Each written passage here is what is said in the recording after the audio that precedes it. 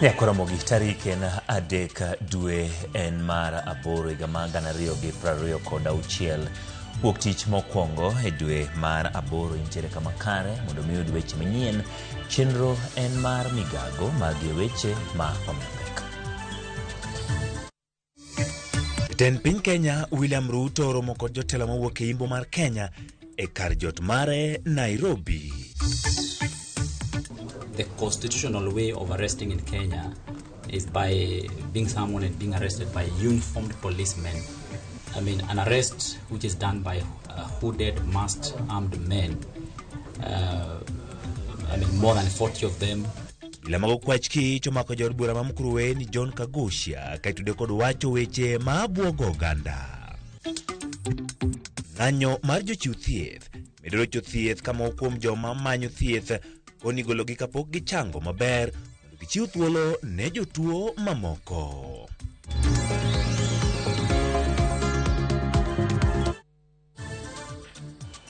Machiegni nyakoromogi nyinga Ochieng' Emmanuel bed kode chakruok nyaka giko. Jaod bura ma Mkuruwe ni John Kagusha omaki kod apisas mag okwach kich e apisi mag kambi mar Royal Media Services. Apisa maduong' mar okwach kich e bura Nairobi Daniel Kandie ne dwaro mondo migidhi kode ka ochiwo ler moro amora kani liekore ne gidwa dhi kode nyaka apisa okwach kich mantiere apaya ma Kiambu mabiro bang' twak ma Kagusha e wang' jowi mar Inoro Odhiambo Manyoro kama ne oninde studio mar Inoro bang' winjo muya ni obila nyo dwa make. Karboni ni poko yangore gimomiyo make liekore ni make bang' golo weche moko masiemo ng'ata mawuok masawa ma Kenya mabiro goyo ne jatend piny Kenya William Ruto mbulu e yiero mabiro ne biro dade nyaka e bwo otanda. Of arresting in Kenya is by being someone and being arrested by uniformed policemen, either the OCPD, the OCS, or the DCI, and that must also be done under clear circumstances. I mean, an arrest which is done by hooded, masked, armed men. I mean, more than 40 of them, more than 15 Subarus and double cabs, and then this is being executed at night, is definitely something which is suspect. We have been at the reception since the time Kagusha was arrested. We've not been able to access our client. There were clear instructions by the deputy director in charge of operation, Mr. Bet, after Kagusha was arrested by Mr. Kadia. So instructions were firm that we should not access our client. So even as we address the media at this time, we have not been able to access him. We do not know of his whereabouts. Mimi mwenyewe nikaenda pale saa 11:30 na nikampata pale. Hakuwa amekula dina, hakuwa amepiga mpaka mswaki, nikampatia maji ya kunywa. Na nikaingia pale Morning Dawn pale kwa program. Na nikasema nikaongea hiyo maneno kwa sababu siku ya leo tulikuwa tunachangia mambo ambayo mliona inahusu Vision 2060. Na nikauliza wasikilizaji, tunawezaje ongea mambo ya 2060 na 2030 ilikuwa imesemekana ya kwamba freedom of speech na freedom ya kuwa Mkenya it is going to be guaranteed, na huku kuna magari kama 30. Hao watu walikuwa majipamba kama wahuni, na sasa ati kwa sababu mtu amesema jambo moja ama lingine ikawa sasa lazima atafuta usiku kama mwizi, hata sijui ni mwizi wa nani. Jatend piny Kenya William Ruto romo kod jotelo mawuok Imbo mar Kenya kaka yor lalruok kodgi ewi chenro mopogore opogore mag dongruok ma piny owacho mare chwalo. E kinde romono Ruto koni piny owacho mare ochiwore mar riwo wi oganda jo Kenya kendo chwalo dongruok maonge akwede. It's dangerous to give leadership and responsibility to an individual, be it a man or a woman, who is driven by vengefulness, vindictiveness, bitterness. Mtu kama huyo, do not give leadership. Shall I repeat? Shall I repeat? Shall I quake? Somebody who is bitter, who is driven by vengefulness, who is driven by vindictiveness, cannot be trusted with leadership.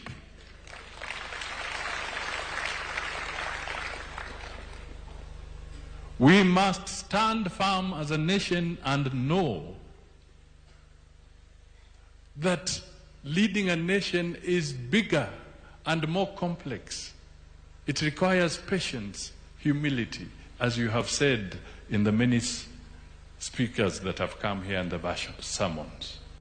We cannot continue to employ guesswork in the development of our nation.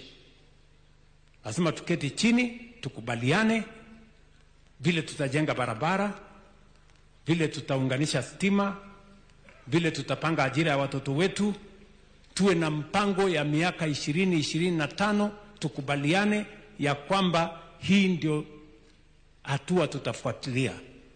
Mheshimiwa Mwai Kibaki alitutengenezea Vision 2030. It is our responsibility to chart the future today, sisi. Na hiyo mpango tutapangana pamoja na watu wote. Hatutaki tena maendeleo ya Kenya iendelee kwa mpango ambayo haina taratibu ama guesswork. Hii guesswork ndio imetusumbua, watu wengine wakatuacha nyuma. We must agree vile tutasonga mbele pamoja. Nyinyi mko tayari kwa hiyo mazungumzo? Si tuzungumze vile Kenya itasonga mbele? Si ndio? Yes. Tulizungumza tukatengeneza katiba.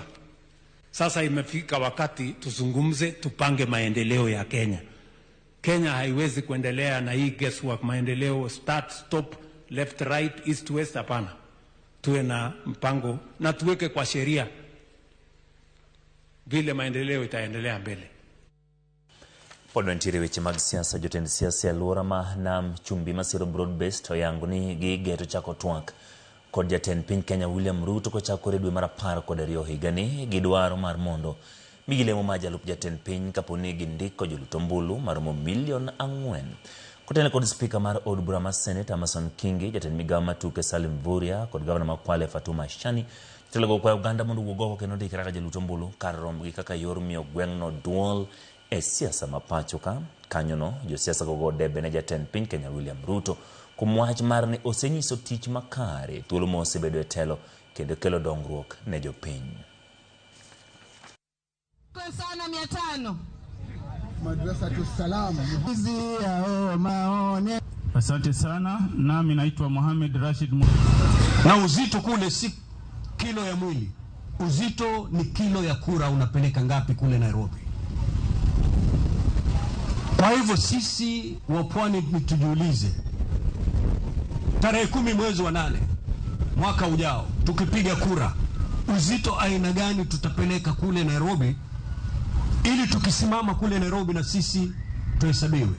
Tuwe na kura ambayo itakuwa na heshima. Tuwe na kura ambayo itatuletea sauti. Ndio siku ingine kama tunakuja hapa viongozi wenu, tuwe tumeongezeka kwa hii safu kwa sababu Mheshimiwa Ruto tumempatia heshima. Tuna jukumu kubwa la kuhakikisha ule uongozi mzuri ambao tayari umeanza kututambua tuweze kupatia nguvu. Ni sawa hivyo. Alimu wa Mwengani. Ndio maana tukaambiwa na hiyo hakikisha kura zindakatwa ambao tana vitambulisho, ale vitambulisho na kura zikatwe nyingi. Ndivyo ama sivyo? Sisi ni wengi. Tatizo ni kuwa hatuko pamoja. Lakini kwa sababu vile viongozi sasa wanatuunganisha, wataona wengi wetu. Hapo ni sawa ama si sawa? Si ni sawa? Hata kama tulikuwa na mambo yetu huko nyuma, lakini safari hii mstahiki rais wetu William Samoei Ruto apewe kura 2027 na sisi wa Pwani tusimame namna hiyo. Mwisho tuchukue vitambulisho na kura ili na sisi tuhesabike kitaifa. Ukiangalia hapa unaona sura ya Pwani. Rowere County Mabusia ujiu mondo bed mabor kod tulo mag siasa kinde ma josiasa osebed ka iseyo kuom tiyo kod nyithindo mondo gitim timbe njore kinde mag rombe mag siasa. Kolose County Mabusia, Jalup Commissioner ma Tarbo Charles Cheset okwayo rowere mondo kik giyieti kod genyayo tulo kod josiasa ka bende gikwayo josiasa mondo land siasa mag dongruok kod kwe ma ok giriwo rowere timbe ma ok ni kare. Gikoni josiasa tiyo kod rowere chopo dwachgi giwegi kar mondo ginyis jopiny agenda makare mag dongruok ma gin go.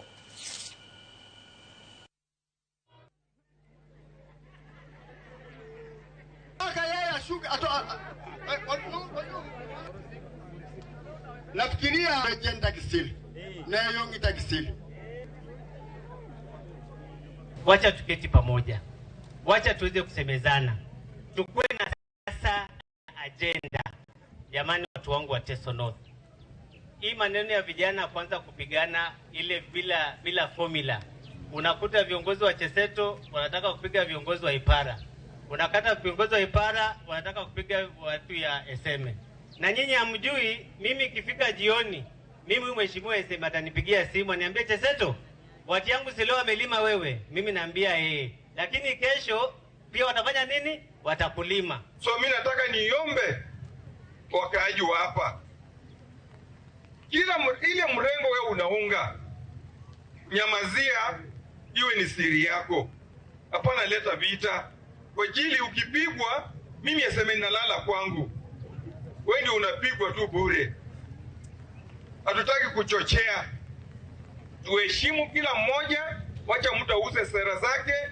Ile gunism ambayo iko area hii, hebu muache hiyo mambo ya gunism, haiwezi kusaidia. Muunge kiongozi ambaye ni bora. Jatend siasa County ma Kitui Masiro Lwedo jatend piny Kenya William Ruto podhi nyime kod gone debe mondo oyud telo kendo yiero maduong' mabiro higa manyien. Kotelni kod jaod bura ma Kitui Rael Haki giwacho ni Ruto mathoth e pacho ka kendo winjore mede thuolo matelo mondo otiek chenro mag dongruok mosechako. Olwenjo piny nyaka bed mariek kendo gipog siasa manono migoyo kod jotelo maketo piny owacho tesre kod siasa mag dongruok ma jatend piny Kenya William Ruto osebedo ka chwalo.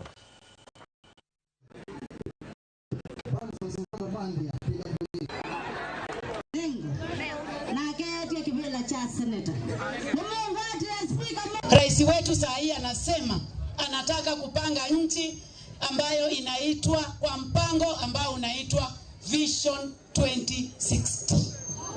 Na akipanga Kenya yote, Kitui, Makueni na Machakos tukue hapo ndani. Pia amesema ya kwamba kama ametengeneza soko 400 katika nchi ya Kenya, lazima atengenezee watu wa Mutomo, watu wa Mudha, watu wa Kamotei na watu wa Ikudha soko. Kama nyinyi ni watu wa Liz na ni watu ambao wanataka kusaidia wa Kenya, saa hii muachilie hiyo mbunge wenyu aendelee kusabu wananchi wa Lekalao. Lakini kila saa mariko na machifuno haitatusaidia. Hao wananchi watachagua wale watu ambao wako na focus, wale ambao watatuletea maendeleo. Ama namna gani wananchi? Hakuna kiongozi bila maono anaweza ongoza. Huyu Kaki kama angekuwa na maono ya nyinyi watu wa Mutomo, hamungekuwa mmefika mahali mmefika. Sisi kama tumekaa nyuma kwa sababu tumeongozwa na watu hawana maono, na mimi namwambia Gachagua, wewe kama huna maono, kaa kwa mlima na unyamaze. Kenya iongozwe. Watu wa Mutomo, mtapatia Ruto tamu ya pili. Naweza kuona tu tamu ya Ruto kutoka Mutomo, tamu ya Ruto. Jatend duond bura mar Wiper nyodonje County ma Kilifi kamar kwayo mane jaod bura ma Linda Isha Jumwa mondo oriwre kodgi e campaign mag yiero maduong' e higa manyien. Senator ma Kitui Enoch Wambua kod jaod bura ma Undanyi Danson Mwashako nolimo Aisha Jumwa bang' keto ayanga wuok mare duond bura ma UDA. Senator Wambua wacho ni gidwaro Jumwa mondo oriwre kodgi e kweth maketo piny owacho tesre kaka yor jiwo mbi margi e gwengego. Mabiro bang' gavana ma Siaya James Orengo romo kod Jumwa juma mokalo.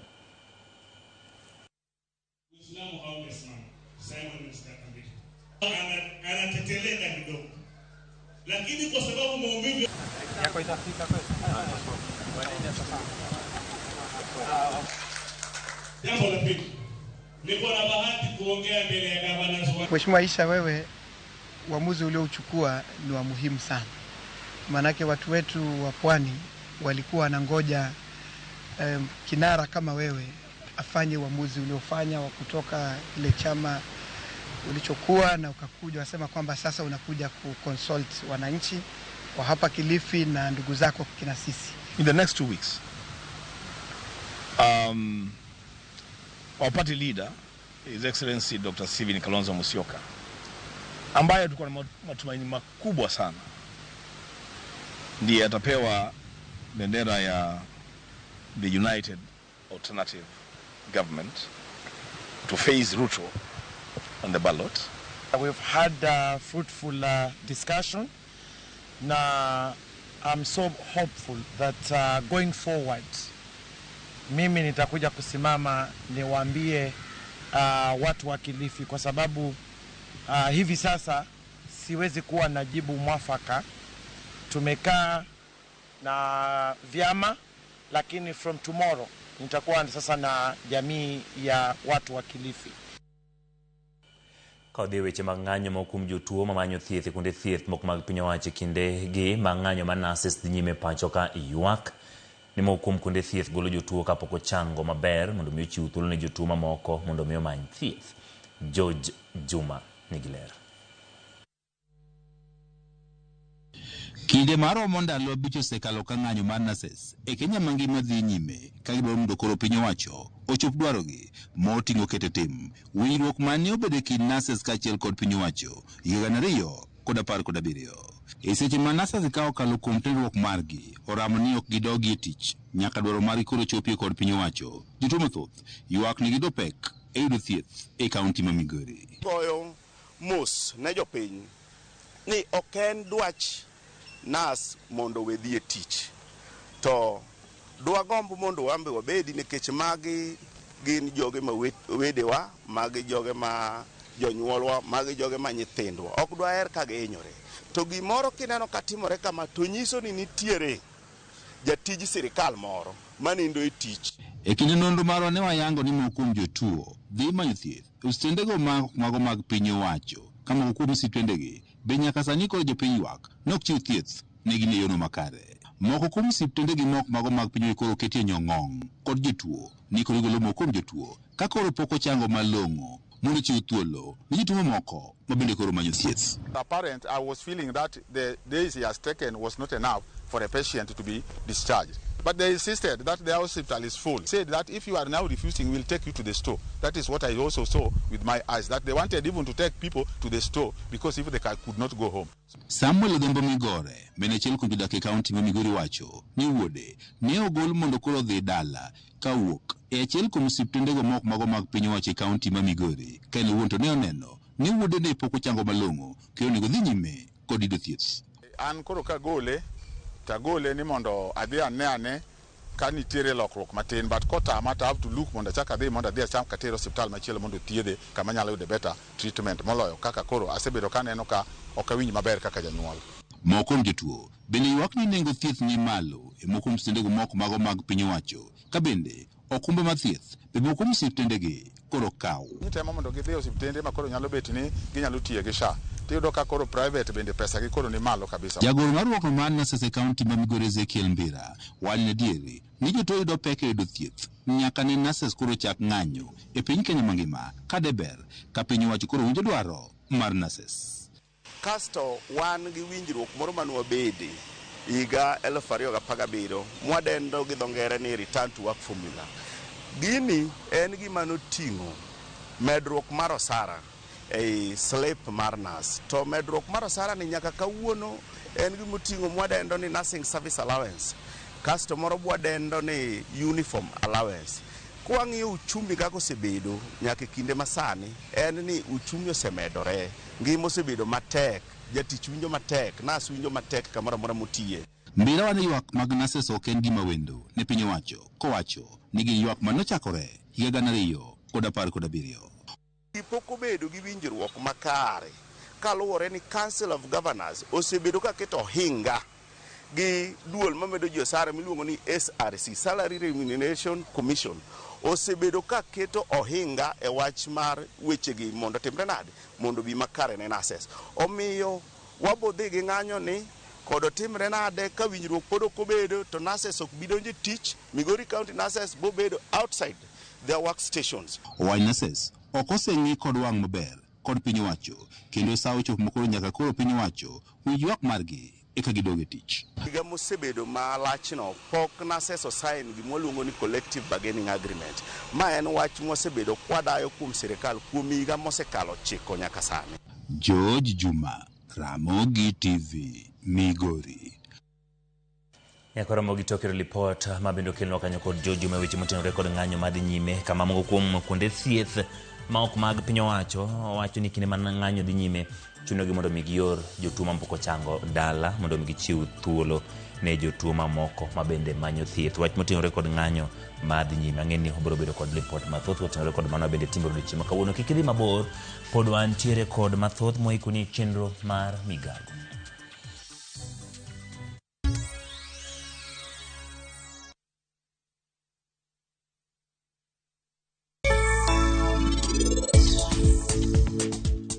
Wachino Ragu, en ng'ano mano mi pesa kae? Koro insani nyalo siemona kitiyo gi lweteni. Siemna.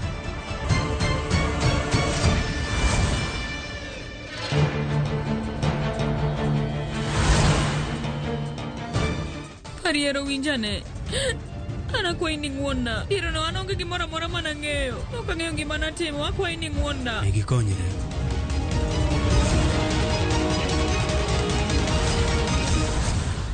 Kodayo motimo chung' kae.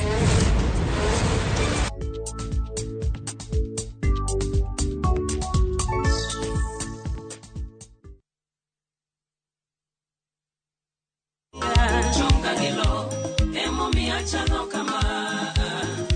Chonga, emo se mi asudo nyime.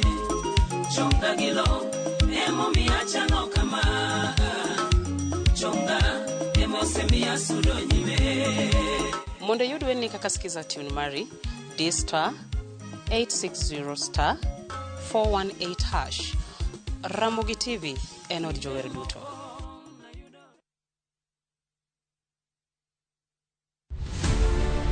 Nyakwa Ramogi gin ji mane ogen kod ogandawa. Negitiyo ne oganda e kidenje mopogore opogore. Moko ne jo od bura, moko ne gin jobetre, moko ne gin tiere kaka chife man gi mbi mokalo. Nitiere kuonde manotimo maber, nitiere kuonde manotimo marach. Mano en kawaida gi tich mar ruoth. E chenro mar gin kanye nyaka wafuargi. To higa 71 koro ndika tich mar puoch. Seche duto ka nitie gimoro mane timore e gweng' nodonje. Nanona konga igu kuogo kongo. Igo romo nyaka jokuoyo kitna wanted gibiro nega seche nade. To nano ankan kod polisi machiegni sana. To moko magoro selalgo. Development mapo East Africa. Negitime kanyakla gi Dalet Jaramogi. To bende yango sigandgi. Chieng' tich abich ka tich abich, saa 3 otieno. Tudri gi jata chenro ni Walter Nyambaga. Mana e chenro mar Gin Kanye. Kik bai.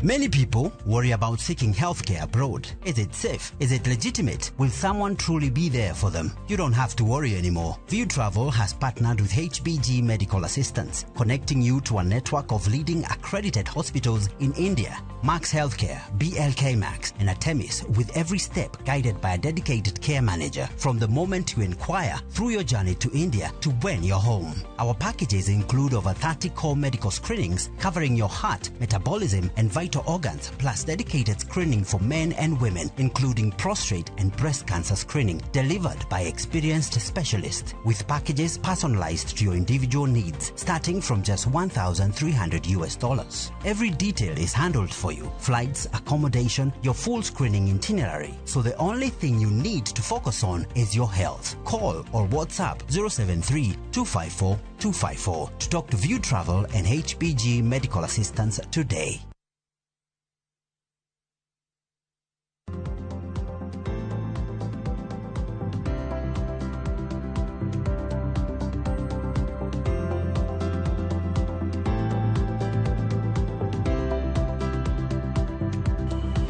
Machiegni kendo chendo pod en mar migago jopuonj mag mbalariany okwedo kang' manyokaw gi duol mochung'ne tije piny owacho mar duoko piny higni ma jotije dhi e rutaya kuwuok e 74 nyaka 70 kagiwacho ni okang' ma kamano en ataro ma chik kagiwacho ni okang'no biro weyo mbalariany kaonge jopuonj mani kod lony mowinjore. Jopuonj koro dwaro mondo piny owacho kalo kuom migawo mar somo kod od bura mamalo mondo mi osund duol mochung'ne tije piny owacho mondo kik ketie tim paro makama. Giwacho ni thuolo magikawo mar chopo e ngadho mar bedo ngire en thuolo malach kendo thoro kawo thuolo magi ka bende gimedo ni mbalariany mathoth oyiengore kuom jopuonj ma hikgi osehingo 70. New policy lowers the retirement age of professors from 74 years to 70 years and that of senior lecturers and other academic staff from 74 years to 64 years and below. This policy will trigger mass layoffs of academic staff with devastating consequences. I mean, where are we going as a country? We want to kill the education sector. There are programs that cannot peak. We have programs that actually have only two professors remaining, 2 lecturers remaining in a particular program. How would you launch a program with 2 professors? Now, both of them will retire. Are we saying we are going to close these universities? Government must take action. All these people here are PhD holders. They can tell you how long they have taken to get their PhDs. So for you to move from one grade to the next, you might even take 20 years. So we call upon Public Service Commission to get back into their books and understand how university systems work. Wadhi Homabay, Governor Homabay Gladys Wanga opoyo kenge mag dongruok tahinya mag apaya matimore gwenge makaluo kokalo tudruok gi piny owacho ma jatend piny Kenya William Ruto. Kanolosi kinde nyasi manyo bag gi jaod bura ma Keini mar county ni Joyce Bensouda gwenge mag Kendu Bay. Wanga wacho ni dongruok makamago en ranyisi ni oganda makaluo owinjore osir lwedo telo ma jatend piny Kenya William Ruto kendo mondo gibede sirikal. Sani ndara dwa kalo ka miluongo ni Lake Victoria Ring Road. Lake Victoria Ring Road ema dhi loso ndara makale edo Old Town kucho cha.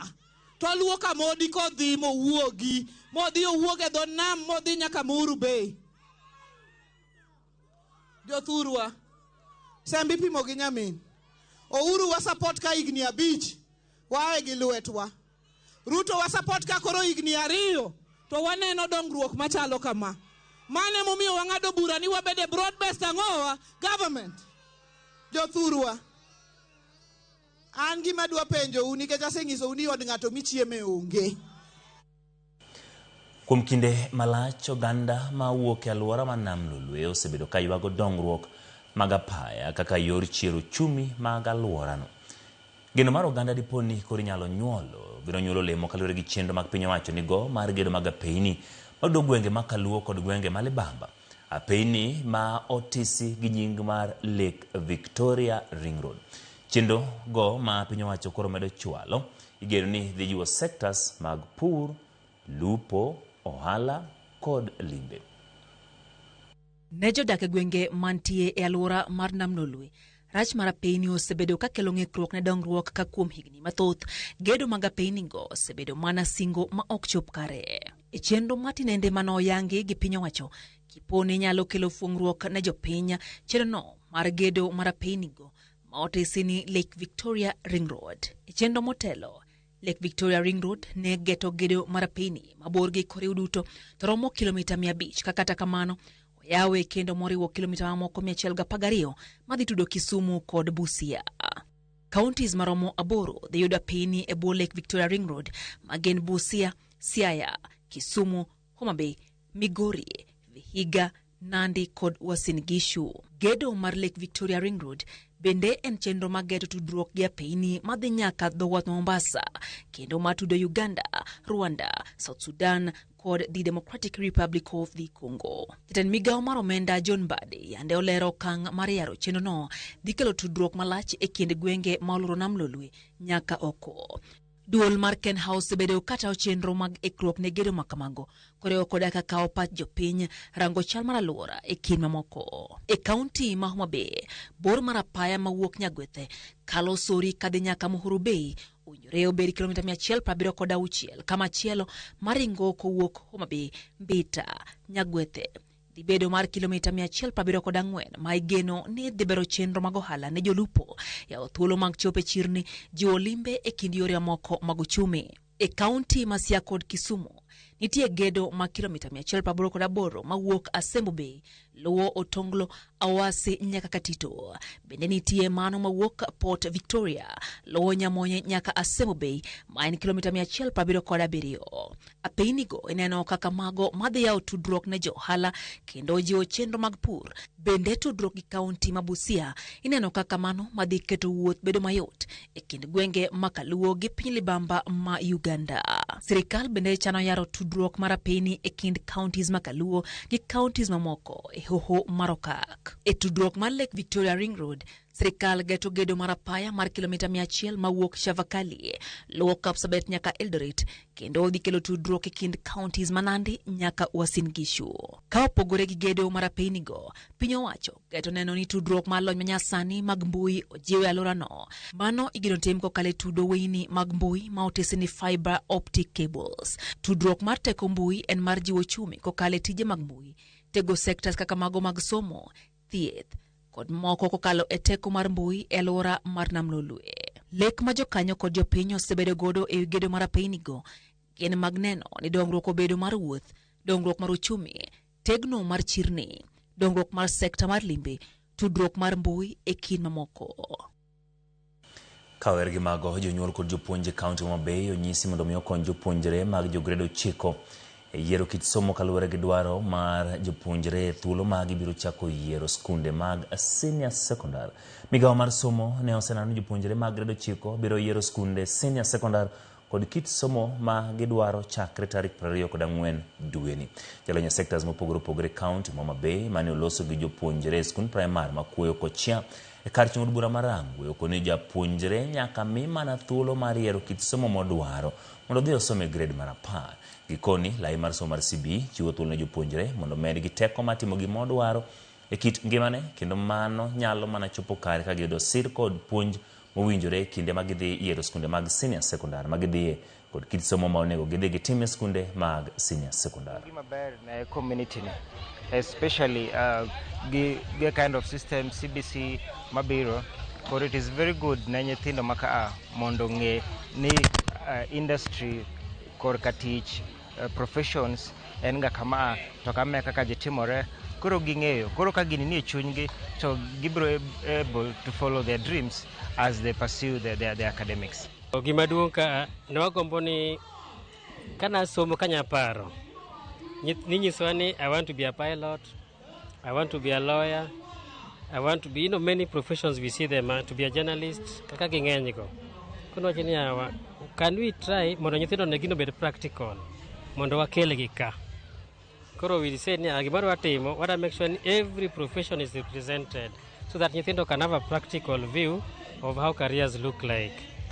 It has been a great milestone in the lives of our learners, our community, our school, and it will help a lot. Our young learners will never forget this day in their lives. Ini watime mondo wami nyithindo gimiluongo ni motivation.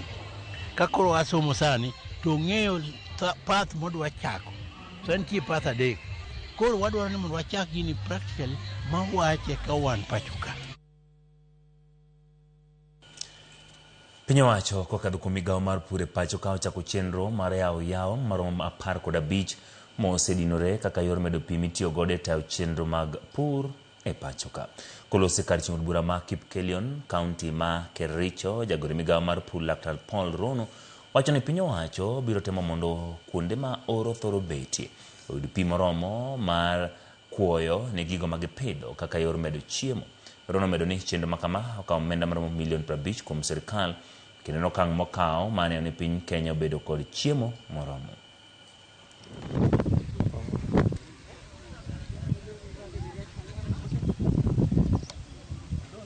Which when you see among the 50 dams which the country has planned to put in place for irrigation to enhance food security, we are on course.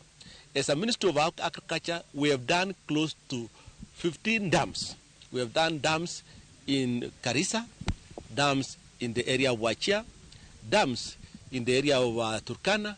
So those dams are the dams which we had put in the system, and most of them are the colonial dams, like the dam in Koipatek in Baringo. And we have used very little money to distill these dams. Like this one, we have used close to 50 million, and you see the amount of water we are able to collect. You can never imagine. It is enough for irrigation. It is also enough for our livestock and also for domestic use in our houses. Esigana ma bro mori nya Kwaramogi. Nyasi mar golo nyathi oko en achiel kuom chenro mathoth kanisa mar roho osebedo ka keto e maino. Ni mar olombo ganda makwar manyiso mor margi kinde tayo nyasi makamano. Kata kamano ganda osebedo ka penjore ni ere gimomiyo nyathi ma igolo oko ithoro dir malo e kor yamo. Gino mabuogo chuny ji ni dibed ni nyalo kelo midhiero ne nyithindo makamagi. Ja fumbo maro e kaunti wa Mombasa George Aoko ne oluwo achiel kuom nyasi to kod chenrogo e gweng' ma Bangladesh Mombasa kendo koro miyo mathoth. En gweng' ma Bangladesh e od bura ma Jomvu Mombasa. Kai jokanyo e kanisa mar roho ne ayudo katimo ikruok ne nyasi mar atipu mar golo nyathi oko bang' nyuol mare. Bul ne ayudo kai moro nyaluo olo gi yenda bara ka jomiel moting'o nyaka nyithindo to ne jonyiso sironyo magirito godo gol mar nyathino. To kane kinde ochopo, nyathi ne ogol kidiro malo ka jogo machunygi chuok to ne ok dwar chwoyo wang'gi nyadiriyo nikech luor ne nyathi ne kidek pasore malwar piny. Ber mar nyasi mar kamae wagonega godo Nyasaye kamano kuom mich mokelo achiel kuomwa kendo medruok mar oganda e klise mar Nyasaye. Ni kawuono mama wano unyuolo nyathi oketo wa kwan kendo kuma ne wanye joma tin kawuono wamedore. Ondike Mungu Nyasaye ni kana mamiyo mako ich kotimo ma gima otimo ni otimo singruok mar Jehova Nyasaye.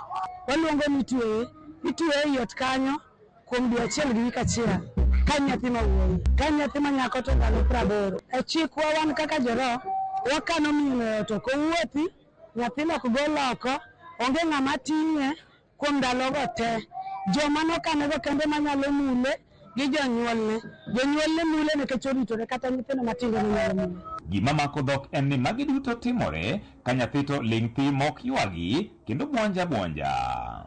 Penjo en ni to ang'o momiyo nyathini ok ywagi kata chunye ok ting're e seche ma idire malo. Onyathini buedhi nikech sama ni kano nyathine ot nitiere jodolo kata mepe manodhi moketo nyathine ot kasingo ne Nyasaye weche moko. Koro kogole i ot to muoni mar Nyasaye bedo kode sama owuok oko kendo ok onyal ywak. Ok aneno gamo ywak nyaka nini. Ok aluor nikech en gima osebedo katimore e kaunti mar Roho. Neni kata ywak ne ok ywagi. Nyathi ok ywagi, nyathi mor kata kile nyathi ok gombi. Ni bende apenjo ni to en ang'o hihi mamiyo nyathini idiro malo. Nyasi maibo mar golo nyathi kibak kindewa en riego tuo mar wasegone nyawa matore kuome onge biro nyathi malo tiende ni imiyo nyathi gimiluongo ni puonjruok maler e nyim Nyasaye kendo tuoche manyalo bedogo kaka misou yochalo ng'ama irwaye. Mano emomiyo kata seche mineno wite malo to nyathino odino ok ywagi. Yuogi osedhi to chiemo osedhi nyathino biro dongo e chia kendo kane gi ngima. E nyasini gikoni ok en ng'ata moyiene mulo kata diro nyathini malo. Jok mopuodhore man kod ritruok moromo ema diro nyathino. To nikech nitie jok maonge kia ritruok mar nyathi matin manyuol. Nyathi en ng'ama ler koro kodire gi joajia bende samoro ok nyal wuok maber ahinya. Koro jok manyalo dirego mago jok man kod ritruok kendo kod dimbruok mong'eyo gima nyuolno en. Pok awitoga molwar nyaka nene. To asewacho ni mokwongo ni ok en mokwongo to ok en mar ariyo to ok en kata mar adek kata mar ang'wen. Asebedo ga kadhi to onge odiochieng' ma moro osewuok malo molwar piny. Okay, joma dire malo gin joma dongo aluong ni methe tiende niya nyathi cha okane oler kawuone konyone kalu mar Nyasaye donge koro ji duto te kaka ne wantie kani neno ritruok marwa waduto te kanyakla nikech ne wabiro e gol mar nyathi. Bang' mano nyathi ichwalo nyim jodolo kuma itimone batiso kendo imiye nying manyien. Ruodh ng'wono, ruodh singruok, ruodh ogendini 12 ideko matakatifu iluongo ni singruok mar jomaler. Miyo malaika matin kawuono ndalo oganda omedore ruoth polo gi piny. Nyasaye ma Nyasaye. En nyasi makawo odiechieng' mangima kendo orumo gi migago ma itimo e od gi nyathi. Koro en gima nyie dalana ni nyaka timene nyathi konyuol. Eka neno ka gidongo e ngima mo maber maonge tuoche mang'eny. Ma nyathi ma koka timon kamano to chanda gi tuo kendo bedo ne mangima bedo matin. Koro miyo en mor mare nyaka mar jowuothne nyaka mar kanisa ma en. Anta god kanisa mar war bo koro kamano maduong'. Nyasaye mondo obed. George Aoko, Ramogi TV, Mombasa. Erokamano George Aoko ne sigana machal kamano en sigana bende ywa it kachiel kod wang' ewi kaka iwito nyathi malo timako gi jomo ne bende timo mano kido kod timbe mopogore opogore. Jatend migawo mar thieth Aden Duale oketo koke e winjruok mar Sh10 kod riwruok mong'ere ni Beginnings Fund kaka okang' mar konyo jiwo ngima mine kod nyithindo matindo e paka. Winjruogno mar higni 5 geto konyo e duoko piny tho mag mine mathoro wito ngimagi kinde ma gikonyore kara thuolo machuok bang' ka gisekonyore. Riwruok mar Beginnings chano tayo chenro magi e kuonde thieth 200 ma yudore e counties 21 ma pacho ka. Duale otero ni piny owacho biro medo keto lokruok e sekta mar thieth kaka yor neno ni chenro mag thieth obiro bedo makare to kwinjruok makama. You can imagine the amount of money we spend on retreats and workshops if they're used to buy basic equipments that can help mothers deliver safe and secure in a health facility. What it means. That's why I am very much interested in the financing framework and the funds flow and the implementation metrics. And I'm not only saying here, I have said this even when we signed with the USG government, and the government of the US agreed with me. We can do these good documents. The workshops produce good documents. Yes. But the workshops can be done, and I am ready to forfeit my boardroom at 7th floor in MOH. It's the biggest boardroom, I think. Am I right? You can use my boardroom. From morning, we can ask people to bring food. You know? And we do good, and we have done the good documents in that boardroom. We are doing the health summit, and we are doing all the meetings in there, in MOH. So please let us make sure we invest in tangible, we invest in blood, we invest in accessible blood, we invest in referral system, we invest in commodities, we invest in healthcare personnel to make sure no mother or child dies in our country. Odhi Turkana kinde ni machendo makunyo maota igeno ni dhi chakore machiegni ni e kaunti ma Turkana. Jodak e alworano dwaro ni kambi ma Gulf Energy mondo omi ochul gi lopgi mane gichiwo ne tich makamano kapok chenrono ochakore. Kane giloso kinde mane ichiwo puonj ne oganda makono, riwruok ma ong'ere kaka Green Faith Kenya ma osebedo ka chiwo puonj e wi ratiro ma jodak go koro dwaro mondo omi gichung' motegno kendo gikene ratichi kapok ochak chenro mar kunyo mwanduno. Matimore kinde ma jatelo mawuok e kaunti ma Turkana iseyo kuom rem kedo ne ratich oganda ka jopiny bende dwaro mondo piny owacho kaw okang' mar rido arita e gwengego.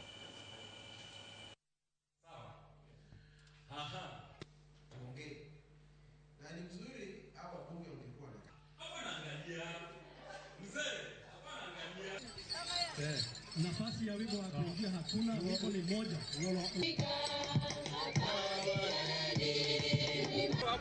Laini mbili, timu yenu hapa nyuma. A recent Gazette notice that was given by the Ministry of Energy that they want to acquire land compulsorily. The Gazette notice was given last year on October, and the National Land Commission was supposed to do the due process to ensure that the communities receive fair compensation for the pieces of land that are going to be utilized for oil production. Hii mambo ya zoji inakuja kwa upande kutafuta bunduki, sio kukaa kwa mafuta. Mafuta ni yetu na serikali. Lazima tuulizane ile kitu tunakosa. Tunaenda kuuliza kwa ofisi, alafu tuelezewe vizuri, alafu ndio hiyo kitu ifanyike. Kwanza hiyo 5% yenye tumeimba tangu zamani tukiongoja mpaka sasa haifiki. Shida imekuwa sheria imekataa kuundika. Tukiwa basi hapa hivi tuko na MCS wote. Labda hao bunge ndio hawako. Lakini hata hawa wako right kutusukuma sisi. Hiyo pesa yetu iingie na itusaidie. Maukum jotelo mag siasa county Manarok kwa jodak kod rowere heri ruoga mag siasa mag akweda mag dhoudi mondo mi gichungi hagin gik manyayo tulo e romo.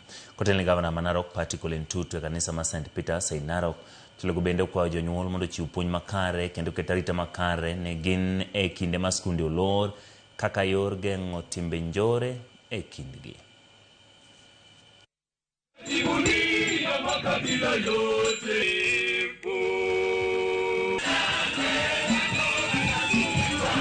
Wacha wanasiasa waje waseme mambo yao, mtu aseme ajenda yake, aende zake. Lakini sio kukuja kugonganisha watu ambao wameishi pamoja na yeye akishaondoka. Mara mingi wakikuja hapa Narok kuongea maneno yao, si wanaenda kwao. Wewe utafuata hao huko. Tupendane, tutembee kama jamii moja, tutembee kama familia moja, taifa ni moja, vile watoto wetu wamesema, na Narok County ni moja. Hapa Majengo pombe haramu imekuwa ikiingia. Tumekuwa tukisumbuana sana hapa na idara ya usalama. Tafadhali wewe kuwa mzazi, chunga mtoto wako. Chunga mtoto wako, hakikisha hapo salama, tusianze kupata early pregnancy watoto wakianza kurudi shule. Tuweka amani, si namna hiyo. Au msijali maneno ya kura itaingia.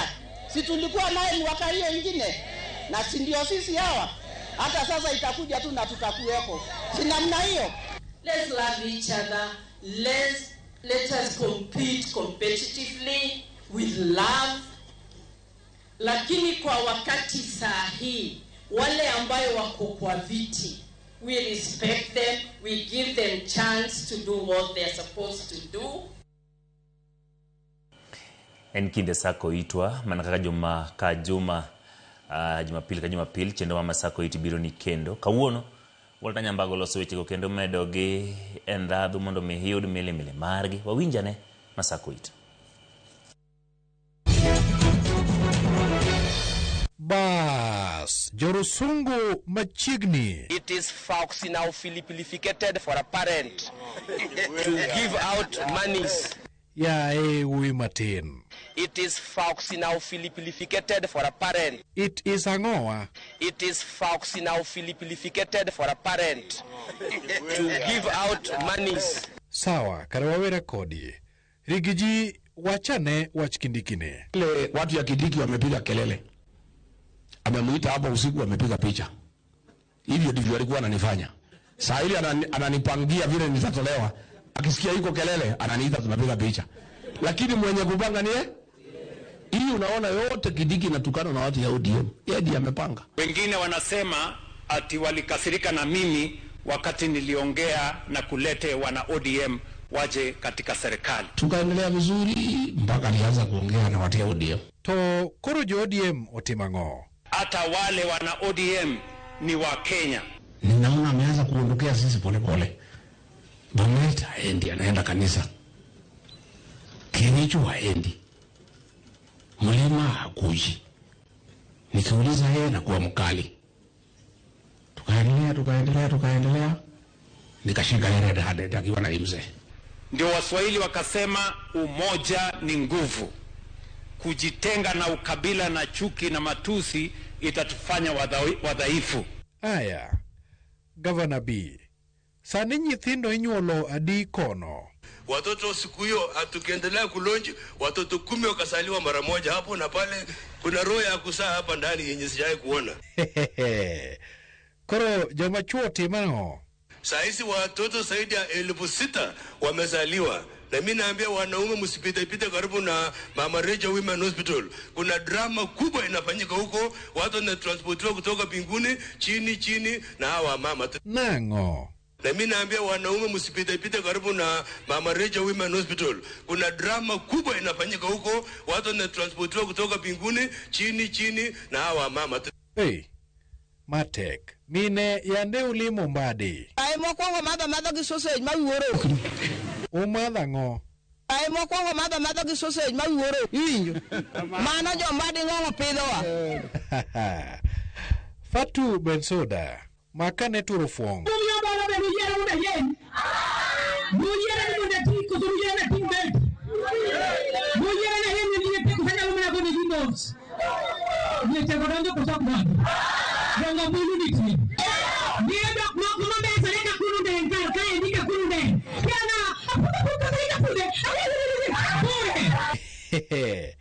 Mbesore kangoa.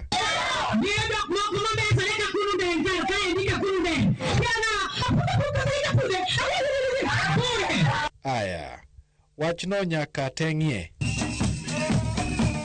Mano e chuny wach. Mago e Masako It kod Walter Nyambaga. Koro mogi wadhi e yweyo matin to kwinjo Masako It kawa duogo weche mag tuke.